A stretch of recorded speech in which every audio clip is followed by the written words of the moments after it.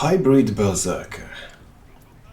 This build went through 7 or more iterations as I had difficulty judging whether failure to perform was fault of the build, a user error, or just the undeniable fact that most classes in GW2 have builds that counter warrior very bloody well. And so, after an extensive testing across over 50 ranked games, I honed down Hybrid Berserker to very entertaining to play version. I managed to clear my placements and get to gold before this build proven less reliable than necessary.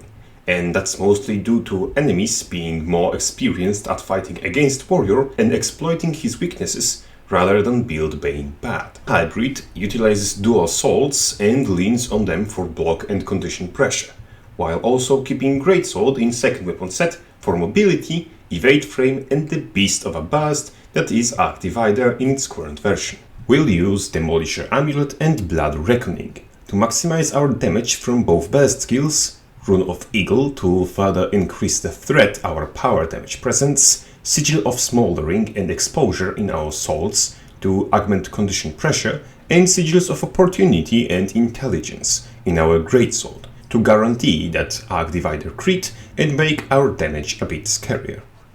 Trait-wise we pack Arms, with Fury uptime on Opportunist, additional vulnerability from Sundering Burst, and finally Condi Damage Steroid and Adrenaline Battery in form of Furious. Arms in general increase our bleed output, grant us more critical chance we have from Fury, and grant another source of gaining Fury other than Arcing Slice. Discipline, granting us 5-second weapon swap, is a backbone of this build. Not only it allows us to burst, swap, burst, cast few skills, burst, then swap again, we also gain Might and Adrenaline on weapon swap, which comes in handy surprisingly often. Further, Warrior's Sprint enhances our mobility and shields us against Immobilize. Brawler's Recovery will grant us necessary amount of cleanse, and Burst Mastery is a final piece of utility enhancing our Adrenaline economy, mobility and damage. Finally, Elite Spec.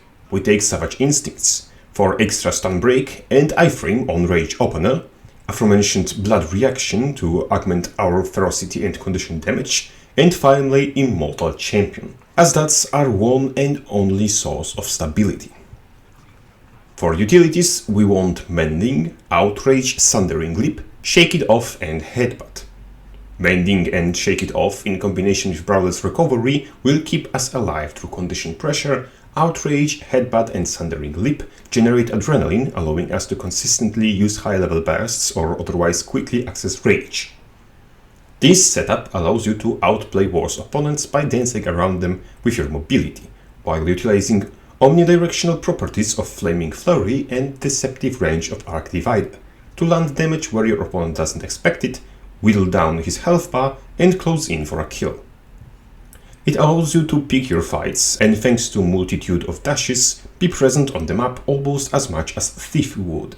In 1v1 combat, we are looking to start with Impale, then land on top of our foe with Sundering Leap, attempt finding the merry few hits we need to access Rage, or pop Outrage for guaranteed effect, enter Rage and cast Flaming Flurry, while using Super Speed to position ourselves outside of enemy's attack range if enemy is melee, or deny him the chance to increase the distance if enemy is ranged. Then swap weapons, throw Greatsword 4, then Arc Divider, and if enemy still stands, spin right through him. And repeat everything until you run out of rage. Outside of rage, you play similarly. You want to land first hit of Flurry for Immobilize, and second to third level of Flurry guarantees you can swap and land Arcing Slice right after Flurry ends. Final piece of trivia is that you can cast your Burst and cast Rage simultaneously. You'd want to do that if opponent is below half and you are in range of Arcing Slice, as it deals more damage to low health opponents. And you can immediately weapon swap and follow it up with Flaming Flurry, something you want to do anyway. The weakness that stops this build from performing in high lobbies is that it requires you, the warrior, to be more mobile or better at using your mobility than your opponent. And unfortunately, warrior is the class with second worst mobility in the game. And therefore, once you start fighting foes who know how to use their mobility well, you'll start losing.